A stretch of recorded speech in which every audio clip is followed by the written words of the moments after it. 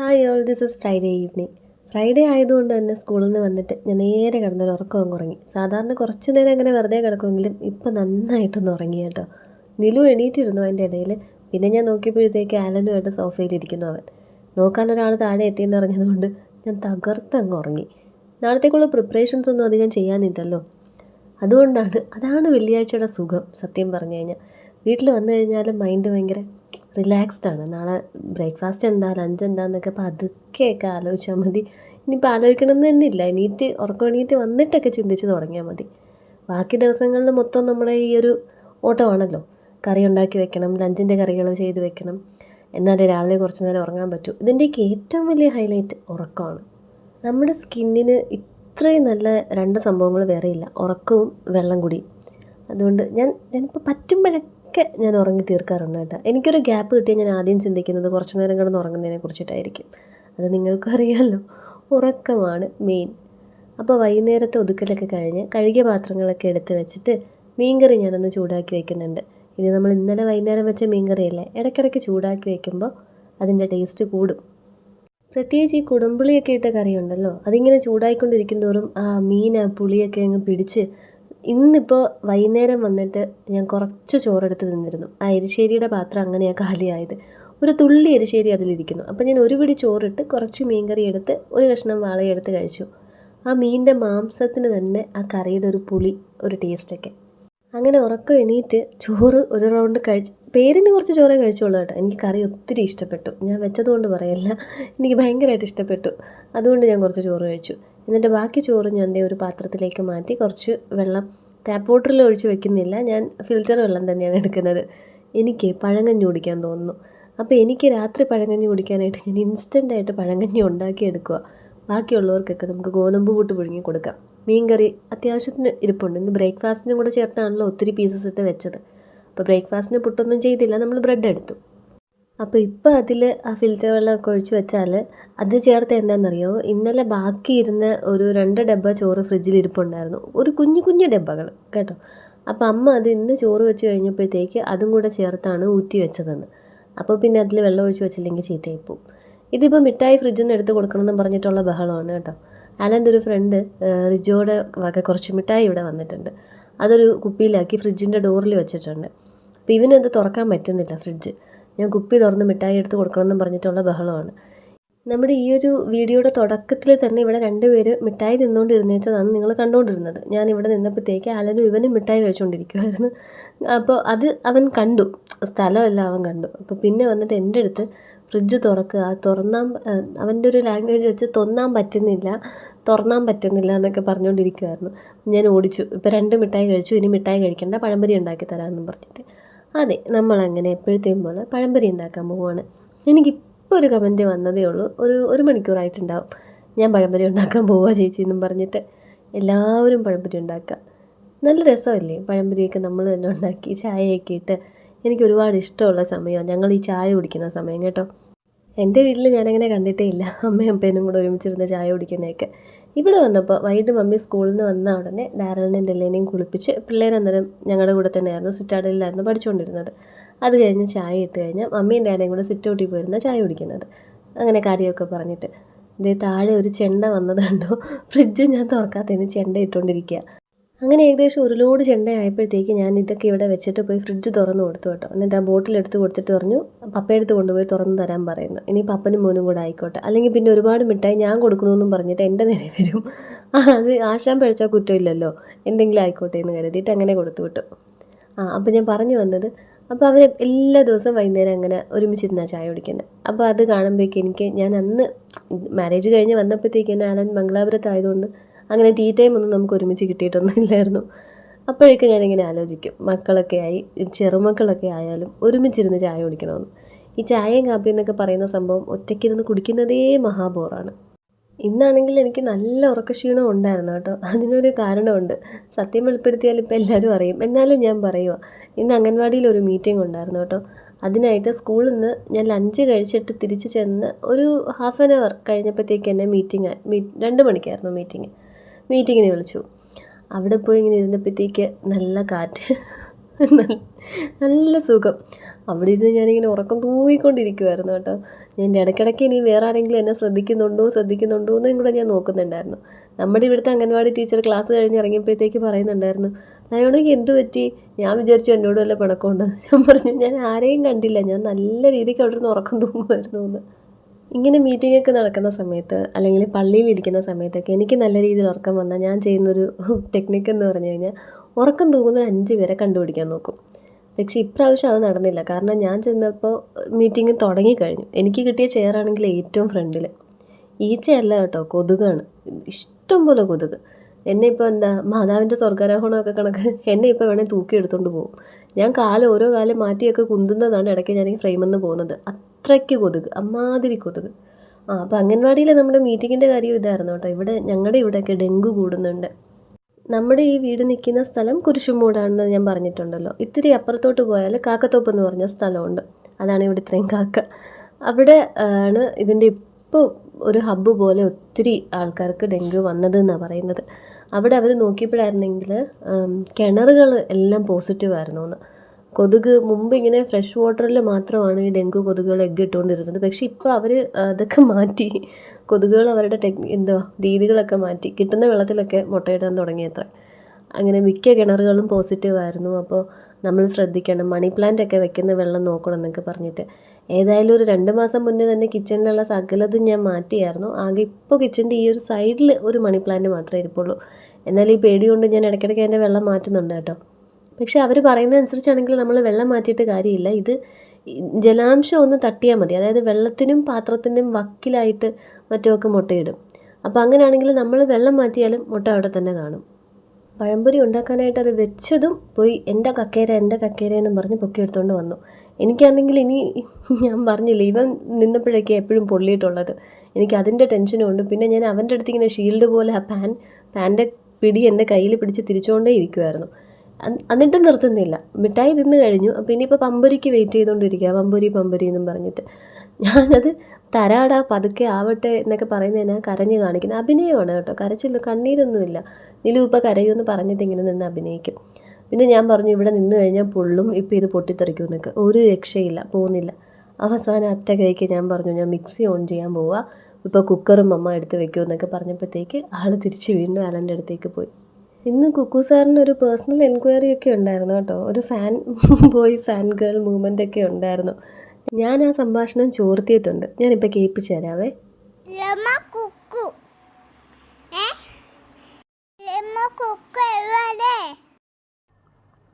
Hello, ഞാൻ കുക്കു. അസുഖമാണോ? വാവയുടെ സൗണ്ടൊക്കെ എനിക്ക് ഇഷ്ടപ്പെട്ടു കേട്ടോ. അവിടെയും ഉണ്ട് നമ്മുടെ കേട്ടോ. അവനത് പറഞ്ഞപ്പോഴും ഞാൻ ആലോചിച്ചു, എൻ്റെ കേട്ടോ അവൻ പറയുന്നതിലും ഉണ്ടല്ലോ എന്ന്. തിരിച്ച് പക്ഷേ ഞങ്ങൾ ഈ മെസ്സേജൊക്കെ അയച്ചപ്പോഴത്തേക്ക് വാവ ഉറങ്ങിപ്പോയി കേട്ടോ. സാറ് ഫുട്ബോളൊക്കെ കഴിഞ്ഞെത്തിയപ്പോഴത്തേക്ക് ലേറ്റായി. നാളെ സാറ്റർഡേ ആയതുകൊണ്ട് ഇന്ന് അപ്പം നേരത്തെ വരാനൊന്നും പറയത്തില്ല. ഞാൻ നേരത്തെ വാന്നും പറഞ്ഞ് വിളിച്ചു കഴിഞ്ഞാൽ എനിക്ക് വഴക്ക് കിട്ടുമെന്നും അറിയാം. ആകെ ഫ്രൈഡേ സാറ്റർഡേ ഈവനിങ് ഒന്നും അവനൊരു റെസ്ട്രിക്ഷൻസും ഇല്ല. അവനിഷ്ടം പോലെ കളിക്കാം. പറ്റുമ്പോൾ തോന്നുമ്പോൾ വീട്ടിൽ വന്നാൽ മതി. ഗ്രൗണ്ടിലൊക്കെ ഒത്തിരി ആൾക്കാരൊക്കെ കാണും. നമ്മുടെ ഏരിയ ആയതുകൊണ്ട് അപ്പുറത്ത് എൻ്റെ വീട്, ഇവിടെ ആരെൻ്റെ വീട്, അതിൻ്റെ ഇടയിലാണ് ഈ ഗ്രൗണ്ട് എന്ന് പറയുന്നത്. അതുകൊണ്ട് തന്നെ വലിയ ടെൻഷനൊന്നുമില്ല. ചായയൊക്കെ ആയി ഞാൻ വെളിയിലെത്തിയപ്പോഴത്തേക്ക് അവസ്ഥ ഇതായിരുന്നു. സൺസെറ്റൊക്കെ കഴിഞ്ഞു പോയി. ഞാൻ ഉറങ്ങിപ്പോയതുകൊണ്ടാട്ടോ. പിന്നെ വിചാരിച്ചു ഈ മിന്നാമിനിങ്ങിൻ്റെ നുറുങ്ങ് വെട്ടത്തിൽ കാണുന്നതൊക്കെ അങ്ങ് എടുക്കാമെന്ന്. ഇവിടെ 2 പേര് റെസ്ലിങ്ങാണ്. അതിൻ്റെ ഇടയിലും കണ്ട, ഞാൻ പറയത്തില്ലേ നിലു നല്ല കൊച്ചാന്ന്. ഈ ഒരു കഴിഞ്ഞൊരാഴ്ച വരെ ഞാൻ അവന് പഴംപൊരി പിച്ചി കൊടുത്തോണ്ടിരുന്നതാണ്. അപ്പോൾ ഇന്നലെ തൊട്ട് പഴംപൊരി തന്നെയും തിന്നുന്നു. അതെടുത്ത് ഇങ്ങനെ കടിച്ചു തിന്നു. വീഴ്ചയുടെ ഇടയിലും പഴംപൊരി താഴെ വീണ് മണ്ണ് പറ്റാതെ നോക്കി അത് മൊത്തം വായിക്കത്താക്കിയിട്ടുണ്ട്. കുക്കു അതെങ്ങനെയും തിന്ന് തീർത്തിട്ട് മതിൽ ചാടി ഓടി. അവൻ ഗേറ്റൊന്നും യൂസ് ചെയ്യത്തില്ല കേട്ടോ, മതിൽ ചാടി തന്നെയാണ് ഇപ്പോൾ പോയിക്കൊണ്ടിരിക്കുന്നത്. നമ്മുടെ മതിലിന് ഈ സൈഡിൽ അത്രയും പൊക്കമില്ല, അപ്പുറത്ത് ഇത്തിരി താഴ്ചയുണ്ട്. എന്നാലും കയറി നിന്നിട്ട് അവൻ ഈ ഞള്ളിക്കമ്പ് കണക്ക് ഇരിക്കുന്നതുകൊണ്ട് ചാടിക്കോളും. ഇനി നമുക്ക് ഡിന്നർ ഉണ്ടാക്കാം. ഇവർക്കൊക്കെയുള്ള ഡിന്നർ ഗോതമ്പ് പുട്ട്. എനിക്കായിട്ട് ഞാൻ അവിടെ ഇൻസ്റ്റൻറ്റ് പഴങ്കഞ്ഞി റെഡിയാക്കി വെച്ചിട്ടുണ്ടല്ലോ. എനിക്ക് കറിച്ചട്ടിയിലിട്ട് പഴഞ്ചോറ് തിന്നണം, വെളുത്തുള്ളി അച്ചാറും ഈ മീൻകറിയും ഒക്കെ കൂട്ടിയിട്ട്. ബാക്കിയുള്ളവർക്ക് കറിയൊക്കെ കോരി വിളമ്പിയിട്ട് വേണം എനിക്ക് ആ പരിപാടി നടത്താനായിട്ട്. ഇത് ഞാൻ എപ്പോഴും പറയുന്ന കണക്ക് തന്നെ നമ്മുടെ റേഷൻ കടയിലെ മാവാണ്, നല്ല മാവാണ്. ഈ പുട്ടിന് തരിയുള്ള മാവ്, അരിമാവ് വരുന്ന കണക്ക് തന്നെ ഈ പിങ്ക് കവറിൽ വരുന്ന മാവ് നല്ല തരിയൻ മാവാണ്. പുട്ടിന് പറ്റിയതാണ്. ഗോതമ്പ് മാവാണെങ്കിലും നമുക്ക് പുട്ടുപൊടിയും അരിപ്പൊടിയും തമ്മിലുള്ള, അതായത് ഇടിയപ്പം പൊടിയും പുട്ടുപൊടിയും തമ്മിൽ ഒരു വ്യത്യാസം ഉണ്ടല്ലോ നമ്മൾ കയ്യിലൊക്കെ എടുക്കുമ്പോൾ ആ ഒരു ടെക്സ്ചറിനൊക്കെ. ആ ഒരു വ്യത്യാസമുണ്ട് റേഷൻ കടയിൽ നിന്ന് കിട്ടുന്ന ഈ പിങ്ക് കവറിലത് പുട്ടിന് പറ്റിയതാണ്. പിന്നെ മറ്റേ ക്രീം കളറ്, ആ ഒരു യെല്ലോയിഷ് കളറ് വരുന്നത് അത് ചപ്പാത്തിക്കും പൂരിക്കും ഒക്കെ പറ്റുന്നത്. അത് ഇത് എനിക്ക് തരിതരിപ്പ് തീരെ ഇല്ലാത്ത മാവാണ്. ഞങ്ങൾക്ക് ഇവിടെ കാർഡൊന്നും ഇല്ല കേട്ടോ. ആലൻ്റെ പേരും മമ്മിയുടെയും ഡാഡയുടെയും കൂടെ തന്നെ ആ കാർഡിലാണ് ഇപ്പോൾ ഉള്ളത്. ഞാൻ അമ്മയുടെ കൂടെയുള്ള മറ്റേ കുടുംബത്തെ അതായത് കുടുംബ കാർഡെന്ന് ആ റേഷൻ കാർഡിലാണ് ഉള്ളത്. കുടുംബ കാർഡും ഞങ്ങൾ പള്ളിയിൽ നിന്ന് മേടിച്ചിട്ടില്ല. ചുരുക്കി പറഞ്ഞാൽ ഇവിടെ ഒരു കാർഡും ഇല്ല, കുടുംബ കാർഡും ഇല്ല, റേഷൻ കാർഡും ഇല്ല. ഞങ്ങൾ എക്സിസ്റ്റ് ചെയ്യുന്നതെന്ന് ഉള്ളതിനാകെയുള്ള തെളിവ് വോട്ടേഴ്സ് ഐ ഡി ആധാർ കാർഡുമാണ്. പക്ഷേ ഈ റേഷൻ കാർഡൊക്കെ എടുക്കണമെന്ന് തോന്നുന്നു അല്ലേ? എനിക്ക് അതിൻ്റെ പുറകെ പോകാനായിട്ട് എന്തോ അത് ഹെക്റ്റിക് ആയിട്ടുള്ള ടാസ്ക് ആയിട്ടാണ് എനിക്ക് തോന്നുന്നത്, അതൊക്കെ സംഘടിപ്പിച്ചെടുക്കുക എന്നുള്ളത്.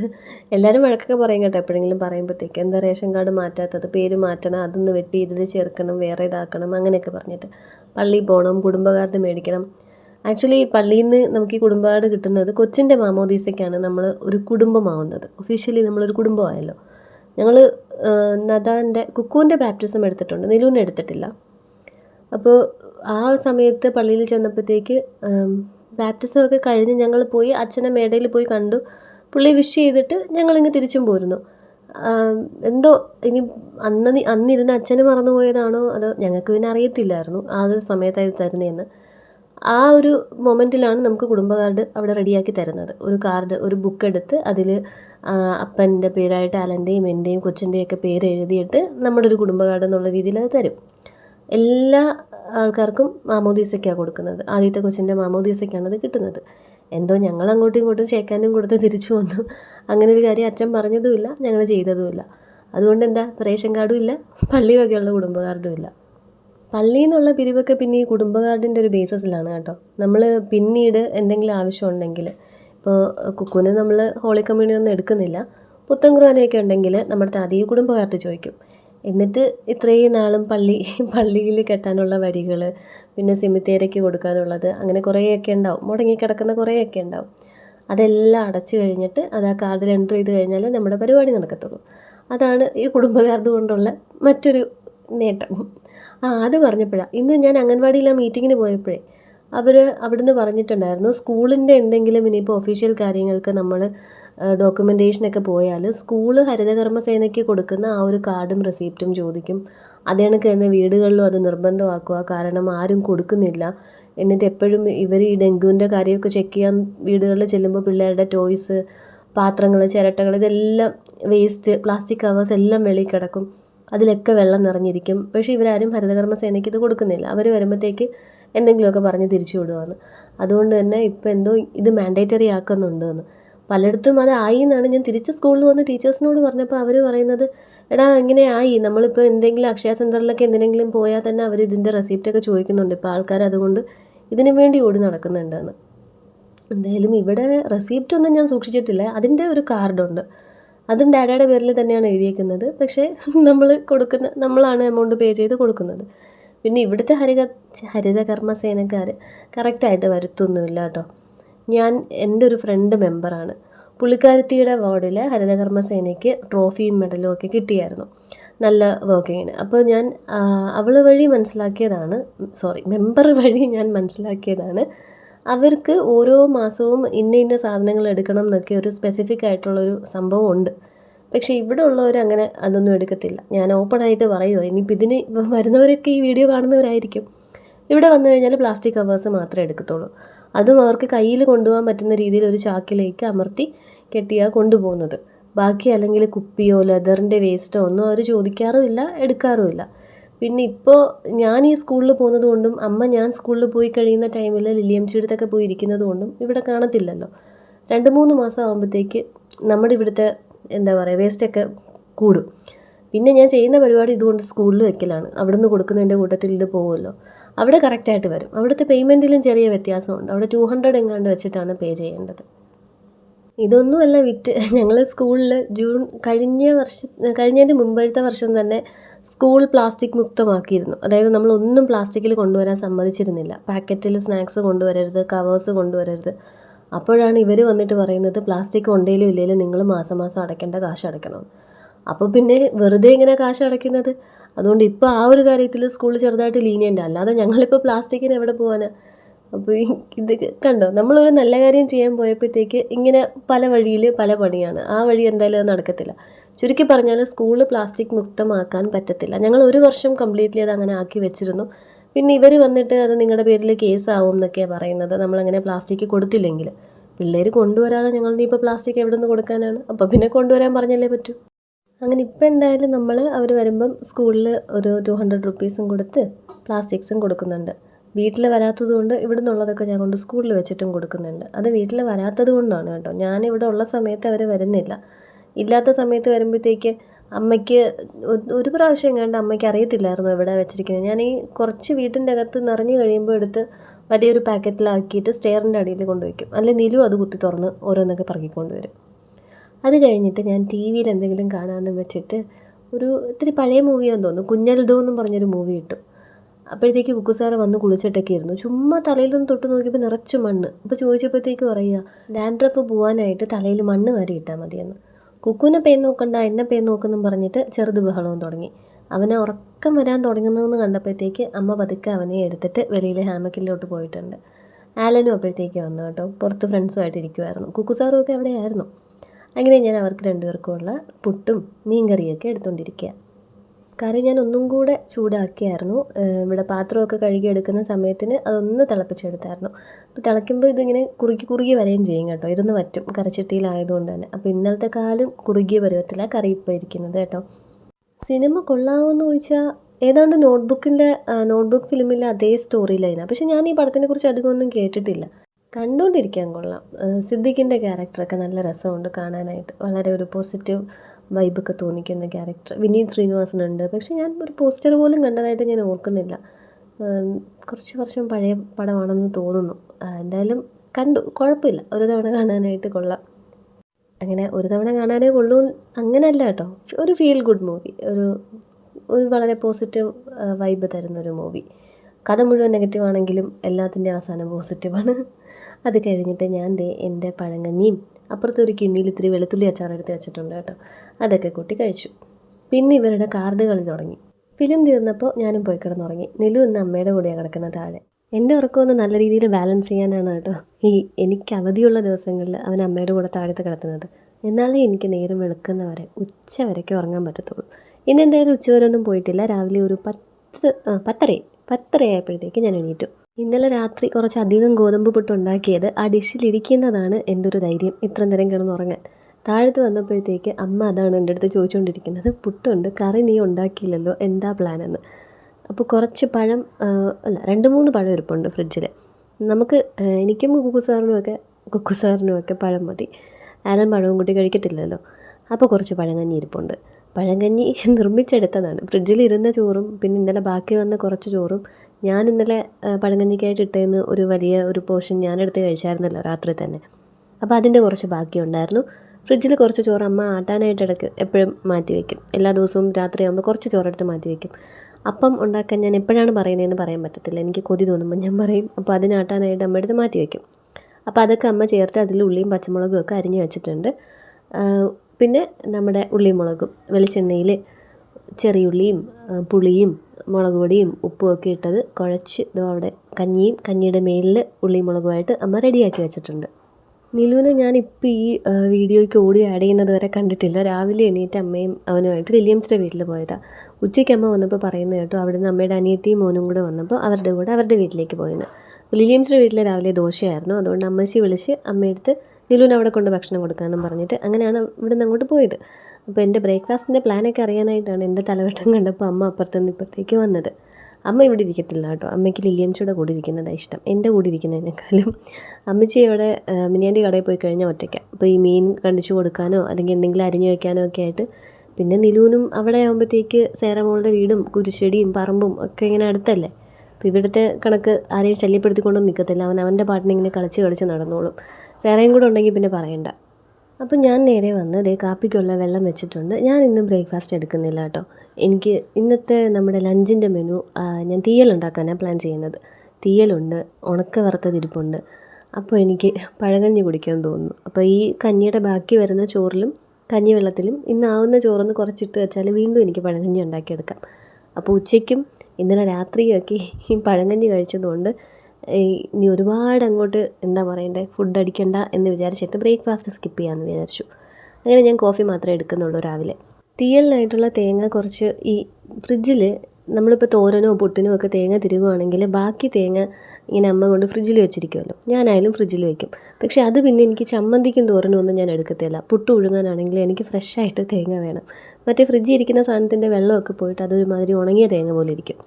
അങ്ങനെ ഞാൻ ഈ എടുക്കാത്ത സാധനങ്ങൾ അമ്മ എടുത്ത് മിക്സിയിലൊരു മൊത്തം അരിഞ്ഞിട്ടിട്ട് മിക്സിയിലൊരു അടി അടിച്ച്, പിന്നെ ഈ ഫ്രിഡ്ജിൽ വയ്ക്കുമ്പോൾ അതിങ്ങ് ഇളകിയും പോരും. നമ്മളൊരു 2 ദിവസമൊക്കെ ഫ്രിഡ്ജിൽ വെച്ചിരുന്നാൽ തേങ്ങ ഇങ്ങ് ഇളകി വന്നോളും, തിരുകാനൊന്നും നിൽക്കണ്ട.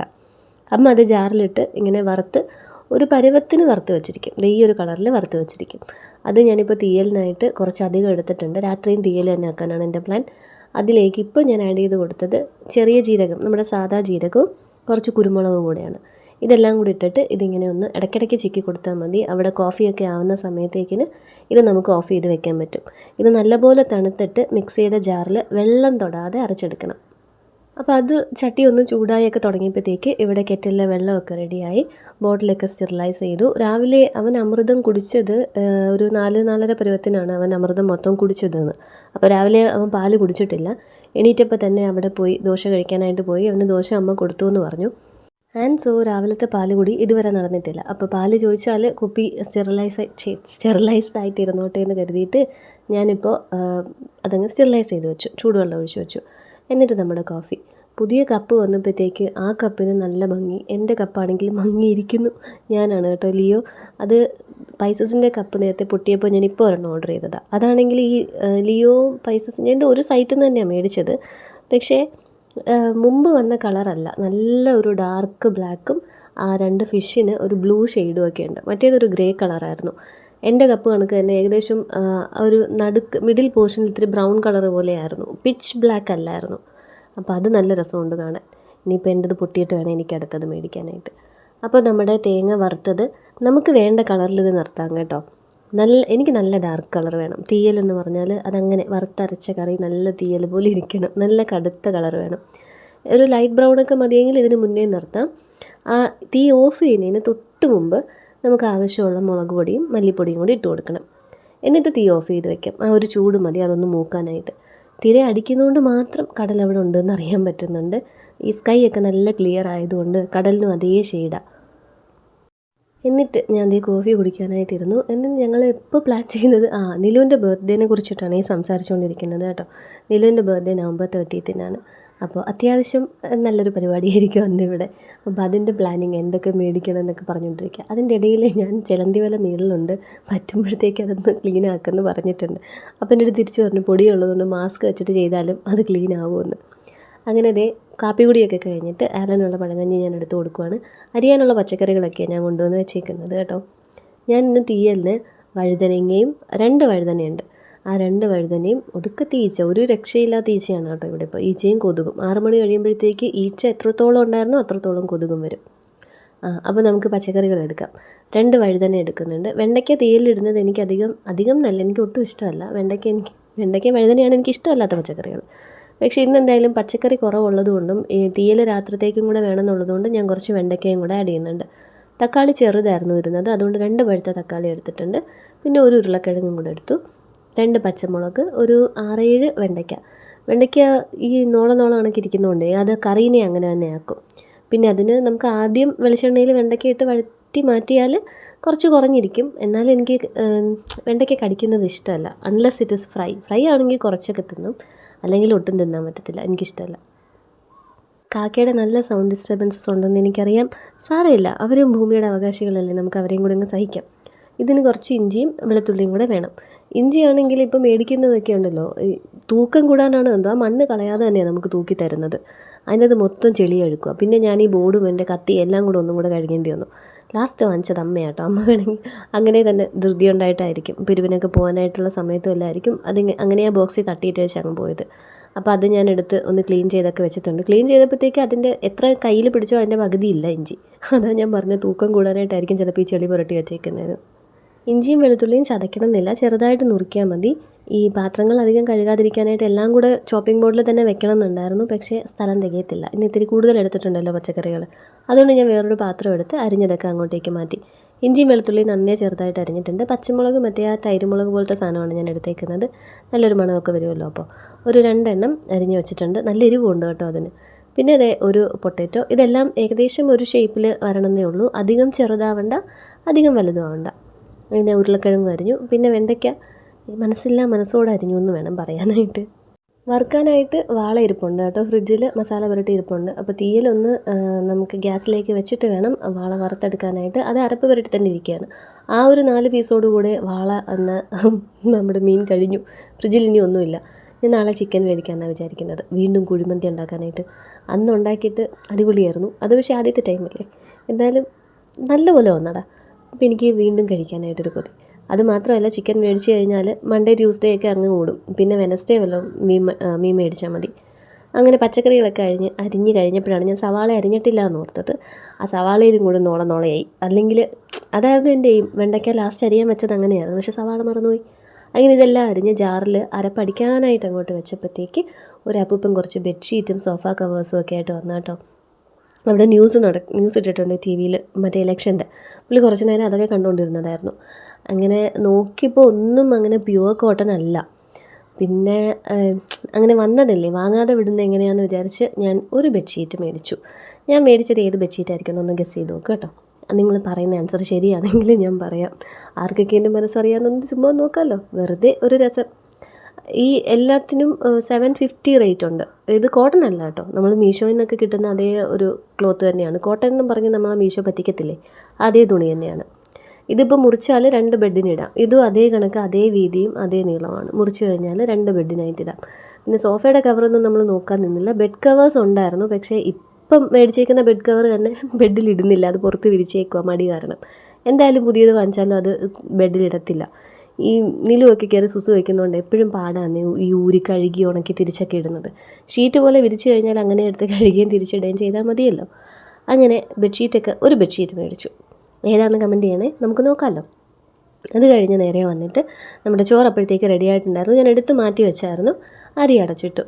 കുക്കറിൻ്റെ അടിയിലൊക്കെ കുറച്ച് ദിവസമായി, സത്യം പറയാമല്ലോ, ഈ ഒരു സ്ക്രബ്ബർ ഇല്ലായിരുന്നുകൊണ്ട് സ്ക്രബ്ബർ ഈ അഴുക്ക് വെള്ളത്തിൽ വീണു. അതുകൊണ്ട് പിന്നെ എടുത്തില്ല. അപ്പോൾ ഇന്നലെയാണ് ഞാനിത് വീണ്ടും മേടിച്ചത്. അപ്പോൾ അതുകൊണ്ട് നല്ല രീതിക്കൊന്ന് തേച്ചരച്ച് കുക്കറിൻ്റെ അടിഭാഗമൊക്കെ കഴുകി. ചോറ് മാത്രം വെക്കുന്നതുകൊണ്ട് വലിയ സ്ട്രെയിനൊന്നുമില്ല, എന്നാലും ഉണ്ട്.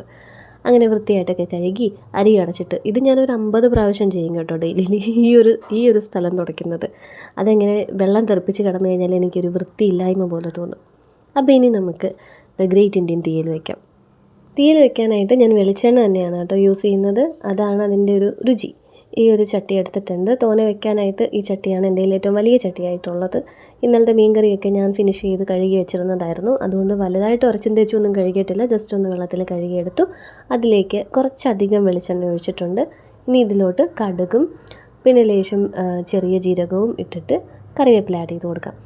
ഇഞ്ചിയും വെളുത്തുള്ളിയും പച്ചമുളകുമാണ് ആദ്യം ഇട്ടത്. ഇത് നന്നായിട്ടൊന്ന് മുരിഞ്ഞു വരുമ്പോഴേക്ക് നമുക്ക് വെണ്ടയ്ക്കയുടെ നോള കളയണ്ടേ, അതുകൊണ്ട് ആദ്യം വെണ്ടയ്ക്ക എടുത്തിട്ടു. എന്നിട്ട് നന്നായിട്ട് ഹൈ ഫ്ലെയിമിൽ ഇങ്ങനെ ചിക്കിക്കൊണ്ടേയിരുന്നു. ഇതിങ്ങനെ ചിക്കി തുടങ്ങുമ്പോഴത്തേക്ക് പതച്ചിങ്ങ് വരും. ഇതിൻ്റെ ആ നോളം ഇങ്ങനെ വെളിയിൽ ഇറങ്ങുന്നതാണ് ഈ പത. ഇതിങ്ങനെ ചിക്കിക്കൊണ്ടിരുന്നാൽ മതി. കുറച്ച് കഴിയുമ്പോൾ അതങ്ങ് സബ്സൈഡ് ചെയ്ത് അതിങ്ങ് കുറഞ്ഞു വരും.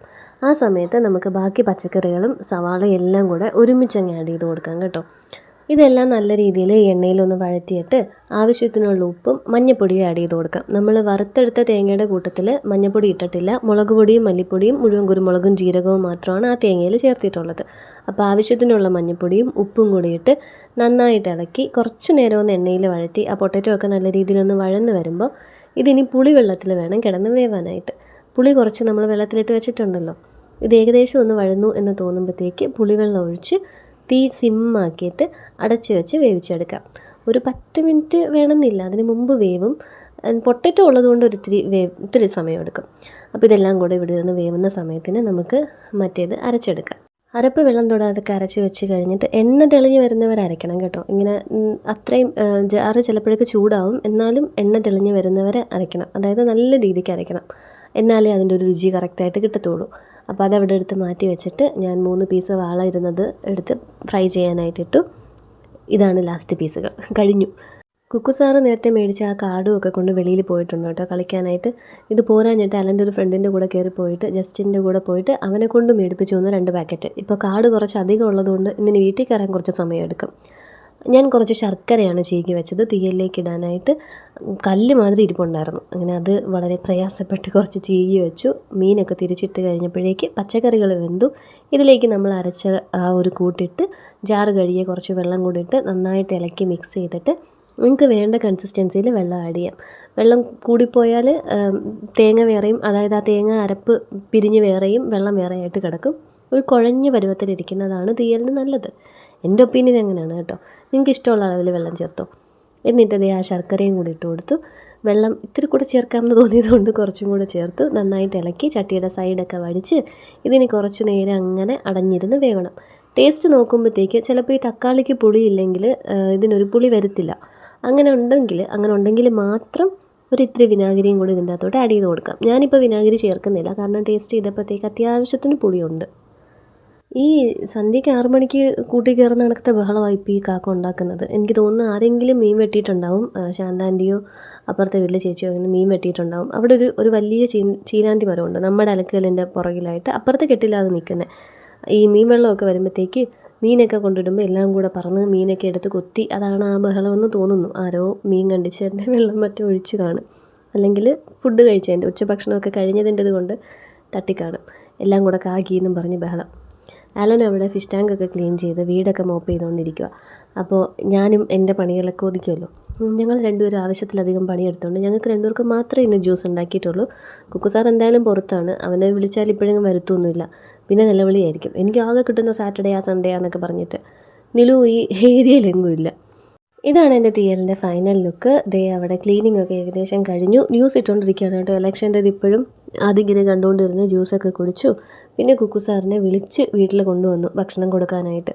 എൻ്റെ തയ്യൽ മെഷീൻ സ്റ്റക്കായിട്ട് കുറച്ച് നാളായി. ഞാൻ ഓൺലൈനിൽ റീസെൻ്റായിട്ട് ഓർഡർ ചെയ്യുന്ന ടോപ്പും എല്ലാം കൊണ്ട് ചെല്ലമ്മയുടെ വീട്ടിൽ പോകാനാണ് പതിവ്. ഞാൻ കുറച്ച് ദിവസമായിട്ട് പറയുന്നു മെഷീനൊന്ന് നോക്കുന്നത്. പ്രത്യേകിച്ച് പണിയൊന്നും ഇല്ല കേട്ടോ. അത് മൊത്തം അഴിച്ചിട്ട് അതിൽ ഓയിലൊക്കെ ഇട്ട് കഴിഞ്ഞാൽ അത് വർക്ക് ചെയ്യും. പക്ഷേ എനിക്ക് ഇതിൻ്റെ എല്ലാം നമ്മുടെ യൂഷ്വൽ തയ്യൽ മെഷീനേക്കാളും ചെറിയ ചെറിയ പാർട്സാണ്. ഞാൻ സ്ക്രൂ ഇളക്കി ഓരോ പാർട്ടായിട്ട് ഇളക്കി വെക്കാൻ എനിക്ക് പറ്റും. പക്ഷേ തിരിച്ച് ഞാൻ എവിടെ നിന്നാണ് ഇളക്കിയെന്ന് എനിക്കറിയാൻ പറ്റത്തില്ല. അത് അത്രയ്ക്ക് കൺഫ്യൂസിങ് ആണ് അതിൻ്റെ മെക്കാനിസംസ് തിരിച്ചിടുന്നതൊക്കെ. അതുകൊണ്ട് അത് കെട്ടിയവനെ ഏൽപ്പിച്ചിട്ടുണ്ട്. അതവിടെ നിന്ന് ശരിയാക്കിക്കൊണ്ടിരിക്കുക. അതിന് കുറച്ച് സമയം എടുക്കും. ഇടയ്ക്ക് തടയിടാനായിട്ടൊരു ജ്യൂസ് കൊടുത്തതുകൊണ്ട് ഇനി വന്നിട്ട് വിശക്കുമ്പോൾ തന്നെ വിളമ്പിയൊക്കെ കഴിച്ചോളും. പിന്നീട് ഞാൻ കുക്കൂനുള്ള ചോറെടുത്തു, തീയൽ വെച്ചു. പപ്പടം നേരത്തെ അമ്മ കാച്ചി വെച്ചത് ഇരിപ്പുണ്ടായിരുന്നു കേട്ടോ, 3-4 അതുകൊണ്ട് ഇന്ന് കാച്ചിയില്ല. പിന്നെ ഒരു പീസ് വാള പൊരിച്ചതും കൂടെ വെച്ച് കുക്കു സാറിന് ചോറ് കൊടുക്കാൻ പോവാണ്. കുക്കു ചോറ് തിന്ന് കഴിഞ്ഞിട്ട് വേണം എനിക്ക് എൻ്റെ പഴകഞ്ഞിയും തീയലും വെളുത്തുള്ളി അച്ചാറും അമ്മ ഉണക്ക വറുത്ത് വെച്ചത് ഇരിപ്പുണ്ട് അതുമൊക്കെ ആയിട്ട് ചോറ് കഴിക്കാനായിട്ട്. അല്ലേ തന്നെ ചോറ് കഴിച്ചു കഴിഞ്ഞാൽ ഉച്ചയുറക്കം പതിവാണ്. ഇപ്പോൾ പഴങ്കഞ്ഞിയും കൂടെ ആണെങ്കിൽ നല്ല സുഖമായിട്ട് ഉറങ്ങാം. വീഡിയോ നിങ്ങളിലേക്ക് എത്തുമ്പോഴത്തേക്ക് ഞാൻ നല്ല ഉറക്കമായിരിക്കും. അപ്പോൾ നമുക്കിനി അടുത്ത വീഡിയോയിൽ കാണാം. എന്നെ സപ്പോർട്ട് ചെയ്യുന്ന എല്ലാവർക്കും ഒരുപാട് താങ്ക്സ് ഉണ്ട്. അപ്പോൾ എന്തായാലും ഇന്നത്തെ വീഡിയോ ഞാനിവിടെ എൻഡ് ചെയ്യുകയാണ്. നമുക്കിനി നാളെ കാണാം. Thank you so much for watching. By.